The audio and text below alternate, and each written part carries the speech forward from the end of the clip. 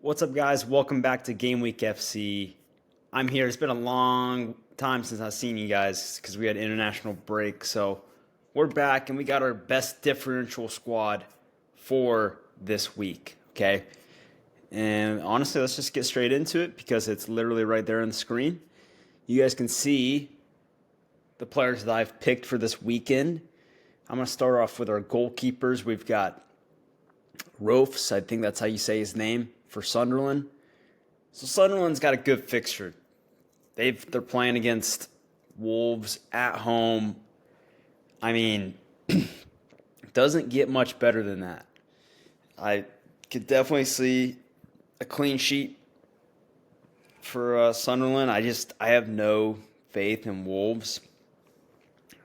I'd be surprised if this game ended up being a shootout, but I just think, if anything, Rofs will make saves, and I don't know how Wolves are going to score. Sunderland are pretty disciplined squad, so that's why I've got him. And then I got Petrovic for Burnley. You know, this is kind of I love this pick for these two reasons. So the past 5 times Bournemouth and Crystal Palace have played, one team has gotten a clean sheet. Okay? Either side has gotten a clean sheet. Plus, Crystal Palace statistically have the most shots on target in the league. Okay?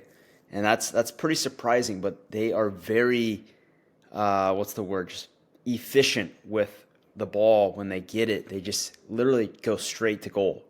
They don't pass it around too much. They just are a very direct squad.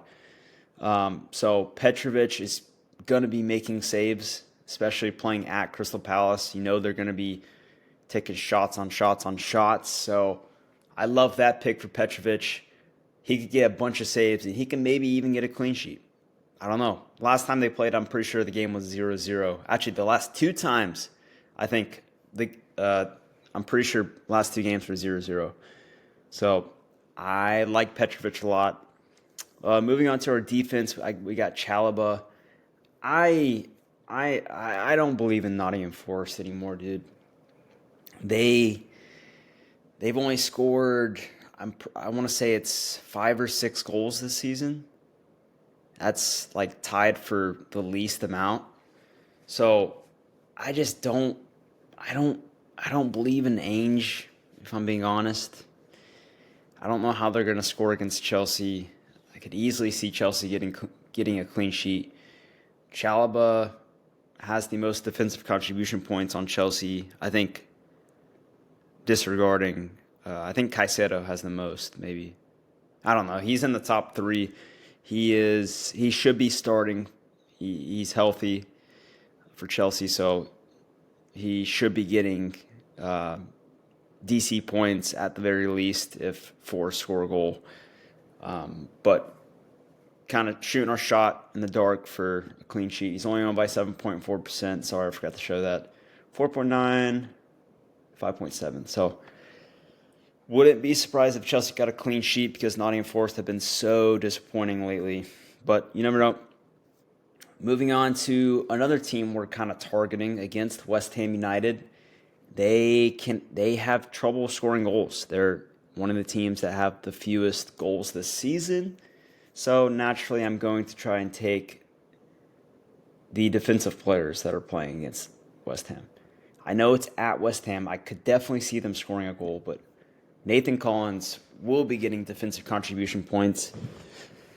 And he could even be an aerial threat, on set pieces. West Ham are not very good at defending set pieces. So could he get a header goal off a corner? Yes. Could he get a clean sheet? Yes. Could he get defensive contribution points? Yes. So that's exactly why I'm taking him. Only owned by 1.2%. That's pretty valuable. Next up, we got Daniel Munoz. Slightly higher owned, 12.7%. But he is playing very well. I picked him because Like I said before, either team has gotten a clean sheet in the past 5 times they've played between Bournemouth and Crystal Palace. Last 2 times they've played, it's been 0-0. So imagine you have Petrovic and you have Munoz in your squad. Game in 0-0, both get clean sheets. Best of both worlds. But really, I think I like Munoz because of his counterattack threat.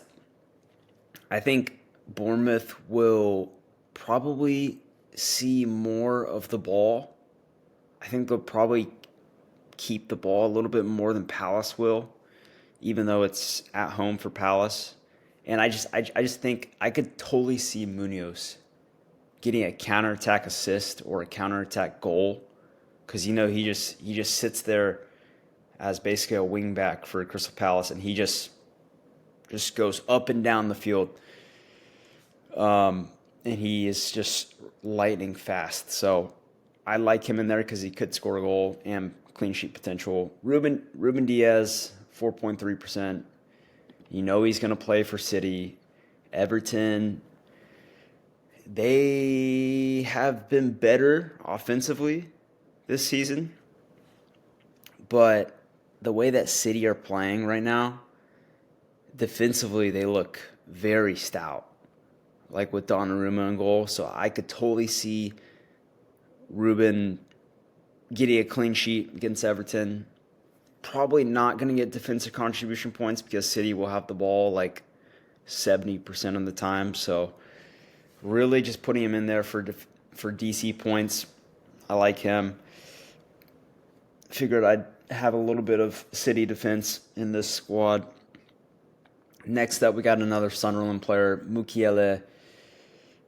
He has been playing pretty well lately. Ever since he's gotten in the squad, he's gotten 4-10, 4-6, 3, no less than 3 points. So that's pretty solid. Clean sheet potential against Wolves. I think he is extremely valuable. Any Sunderland player, I think, is valuable at this point. Going against Wolves. Next up, we got Shade, Kevin Shade, whatever. Shade. 0.5% owned. That's pretty surprising. I think he has the second most XGI, expected goal involvements, for Brentford this season. And he's going up against the West Ham team that has conceded the most goals in the league so far. So I felt like I had to have a Brentford attacker in this squad. So I went with Shade, and I think he could get a goal. This could be a shootout. I'm not gonna lie. This game could be a shootout. Next up, we got Yakuba Minte, 3.5% owned. This guy has been very impressive this season. He is in the top 5. Let me see. XGI. Let's go to midfielders. Oh, okay. He's in the top 10 for expected goal involvements, and he might be top 5 in threat. Yeah, he's top 5 in threat category. And you see all these guys are very impressive players. And I just think, so the last 5 times Newcastle and Brighton have played, I believe both teams have scored. Okay, so I know Newcastle has a good defense, but Brighton playing at home, I think they're going to find a way to get a goal. And if anybody's going to score a goal or get an assist or make something happen for this Brighton team, I think it's going to be Minte. So that's why I picked him. He's an underrated player in the league. He's only owned by 3.5%, so why not? Next up, we got another Sunderland player, Enzo Lefebvre, just 0.4% owned. I just took him because he's been spread around the attacking formation of Sunderland. Like they've deployed him at an attacking mid. They've deployed him at like a left winger. And I just think it's only a matter of time. I think he he is the second or third. He has the second or third most goal involvements for Sunderland this season. So I just think, once again, playing at Wolves, someone's going to get something. Somebody's going to get something for Sunderland. I have no doubt about that. Next up, we got Morgan Rogers. I know playing at Tottenham's a tricky place, but my thinking behind this pick is that, okay, Aston Villa have been playing better as of recent. Morgan Rogers, there have been rumors, there were rumors during the transfer window that Tottenham were looking to buy Morgan Rogers, and that Morgan Rogers will be willing to leave Aston Villa. So I see this game as a potential for Morgan Rogers to display what he's capable of. So I think he may, this may sound wrong, but he's going to try harder against, teams that he might play for in the future. Okay? So I think he's going to do his best and potentially get a goal or an assist. His form has gotten better. He's gotten 5 points back to back. So I wouldn't be surprised if he got something out of this game. But moving on to Garnacho, 0.3% owned, guys. He looked very good against Liverpool in Gameweek 7. I don't know if he's going to start for Chelsea. That part I don't know about, but if you just want to take a shot in the dark, this guy playing at Forest, who just have been so disappointing, Garnacho could be a very threatening player going forward for Chelsea. Moving on to our forwards, Nick Voltemade, playing at Brighton, like I said, both teams have scored in every game that they've played between the two teams, past 5 times. So, and Voltemade has scored in almost every game that he's played in. That's actually fascinating. He scored in every home game, but he didn't score in the away game. Either way, I'm still going to pick him. I think if Newcastle do score, it'll probably be through him. And I guess he's taking PKs now because he took one last game. So, at 7.2 mil forward, 10% owned, that's insane value. So if Newcastle do score, I could see it being Voltemade. So that's why I picked him, and he's pretty cheap for a forward who has scored in 4 of his last 5 games. Calvert-Lewin, he has been playing better. I forgot about this guy. I forgot that he was at Leeds. I actually did not think that he was going to start for them, but he has kind of shown that he is now their kind of main guy, I think. So playing at home against Burnley, that's pretty valuable. So that's why I picked him. Lastly, we got Jared Bowen. People are dropping him, but I don't know why, because he's still a baller, dude. He's only 7.3% owned. He's playing at home against Brentford, who Brentford are not the best team. They do concede goals.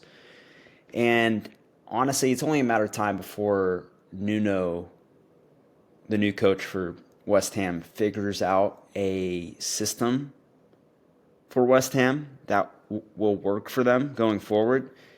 And why not now? Once Nuno finds that kind of system, because I do think he's a fantastic coach, I think Bowen will be the benefactor. I think he will absolutely start cranking out numbers.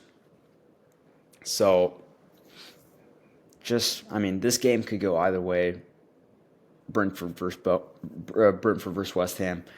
So I've got a couple West Ham or Brentford players already, so I figured I'd throw West Ham's key man in there, and he just happens to be a differential. So, guys, that's all I got for you this video. Hope you enjoyed it. But yeah, I kind of went into details for all those picks. I hope you liked those details. It's going to be a really fascinating weekend because coming off international break, I don't know like who's going to be ready to go. Is there going to be fatigue?